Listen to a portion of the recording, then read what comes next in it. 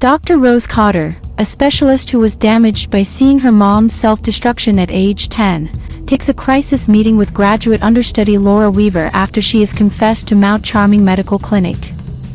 Laura, who saw her teacher Gabriel Munoz cudgel himself with a mallet only a couple of days sooner, wildly guarantees she is being spooky by a malignant presence whose revile has consumed her life and nobody yet her can see.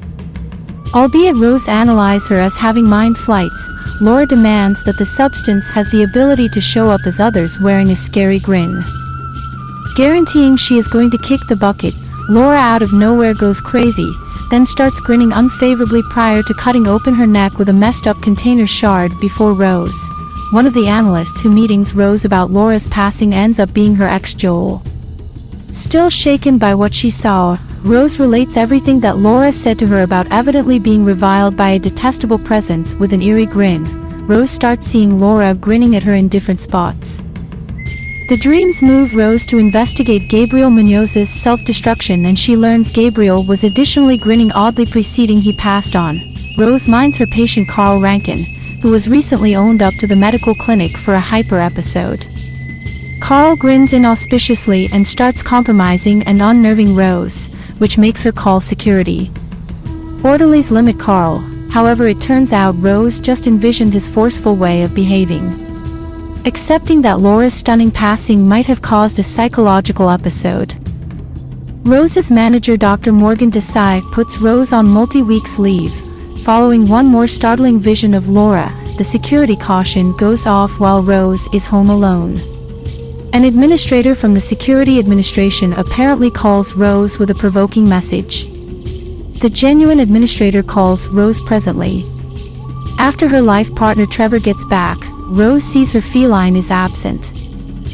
Trevor needs to quiet Rose when she turns out to be unexpectedly frightened again while checking on sound from her meeting with Laura. Worried for her own psychological well-being, Rose visits her previous specialist Dr. Madeline Northcott.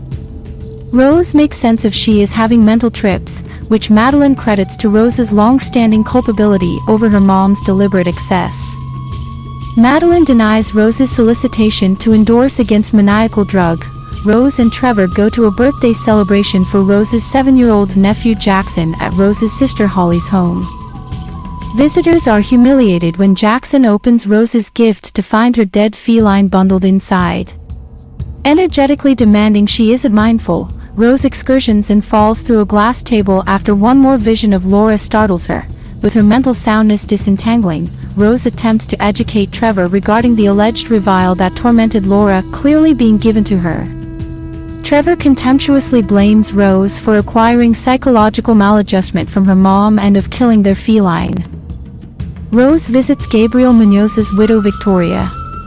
Victoria shows Rose grotesque representations Gabriel drew of a dim substance he guaranteed was attempting to get inside him. Rose likewise learns Gabriel was damaged by the demise of his sibling quite a while back, and he started yelling about the revile subsequent to going to a meeting where he saw a lady commit suicide. Rose requests the lady's name, yet Victoria removes Rose from her home after Rose becomes unshakable that Gabriel was coming clean about his revile. Rose persuades Joel to help her keep interfacing hints. Joel utilizes his police PC to get to a document for Angela Powell, who Gabriel Munoz saw bite the dust. That's what extra video shows. A few days preceding her demise, Angela saw a grinning man out of nowhere hack his own neck with cultivating shears at a service station. Rose gets back to find that Trevor called Madeline for an intercession over Rose's stressing mental state. Feeling sold out, Rose stomps out to take duplicates of Joel's documents to her sister Holly. Rose has a go at enlightening Holly concerning the revile, which just prompts the sisters squabbling over Rose acting much the same way to their harmful mother. Joel calls Rose to tell her that further digging uncovered a chain of 20 comparable cases including observers to 19 suicides. The special case was bookkeeper Robert Talley, who watched his colleague end it all. Rather than in this manner committing suicide, nonetheless, Robert killed a more peculiar 4 days after the fact. Multi-week from that point onward. The onlooker to Robert's activities ended it all and the example continued. Joel takes Rose to see Robert Talley in prison. During the drive, Rose lets a distrusting Joel know that she thinks the substance has individuals before they off themselves, and she concerns her experience with the revile is practically up. At the prison, Robert secretly uncovers to Rose that the best way to break the revile's chain is to kill another person. However, there must be an observer in light of the fact that the substance needs injury to make do. Robert unexpectedly overreacts when he understands Rose right now conveys the revile. Madeline visits Rose back at home. Rose understands the presence is imitating Madeline when the genuine Madeline calls her on the telephone. Madeline's grinning doppelganger compromises Rose. Outfitted with a kitchen blade, Rose drives to the emergency clinic. Rose encounters a dream of cutting her patient Carl to death before Dr. Desai, who then, at that point, removes his own face. The genuine Dr. Desai finds Rose in her vehicle with the blade, and he attempts to call help before she hastily drives away. Joel calls to tell Rose there is an APB out for her in light of the experience with her concerned manager at the medical clinic. Rose mysteriously makes sense of that she will go up against the substance and needs to be separated from everyone else so no observers can acquire the revile. Rose drives to her unwanted youth home where her mom kicked the bucket. Inside, Rose faces a dream of her mom, who blames Rose for permitting her to bite the dust by not calling for help after tracking down her going too far. Rose blames her mom for being a harmful beast. The vision then transforms into a slender animal that assaults Rose. Rose sets the animal ablaze utilizing an oil lamp. Rose then gets away from outside as the whole house disintegrates.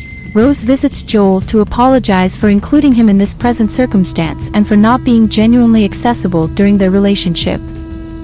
Rose acknowledges she is as yet reviled when Joel grins frightfully. Rose escapes outside to find she never left her in one-piece youth home. The genuine Joel shows up at the unwanted house. To safeguard him, Rose locks Joel outside while the animal pulls open her mouth and creeps within her. Joel breaks into the house so as to forebodingly see Rose set herself ablaze while grinning. That's what happens in this movie. Subscribe to our channel to watch as soon as we upload a video. Thank you.